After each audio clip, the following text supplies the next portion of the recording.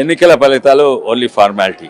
ఎప్పుడో తెలిసిపోయింది. మేము బీజేపీ గెలుస్తుంది, ఆమ్ ఆద్మీ ఓడిపోతుంది, కాంగ్రెస్ ఎటు కాకుంటుందని ఎప్పుడో తెలుసు. ఎందుకంటే ఈరోజు కూలిపోయింది ఆమ్ ఆద్మీ పార్టీ కాదు, ఆమ్ ఆద్మీ పార్టీ ఫౌండేషన్, దాని బునియాదే కూలిపోయింది. ఎందుకంటే దాని బునియాది ఏముందే, వాళ్ళు ఇండియా అగైన్స్ కరప్షన్ అని మొత్తం భారతదేశంలో ప్రచారం చేసిండ్రు. ఆ అన్నా హజారే గాంధీ టోపీలు పెట్టుకొని అప్పుడు ప్రతి భారతీయుడు దానికి సపోర్ట్ ఇచ్చిండు.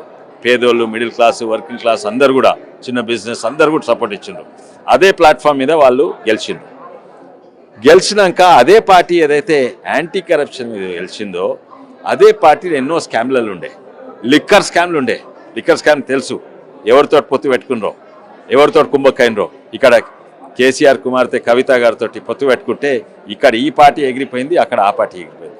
అదే కాక ఢిల్లీలో ఇక్కడ ఫ్లెక్సీలు పెట్టుకునే అలవాటు ఉండదు, మన దగ్గర పెట్టుకున్నట్టు.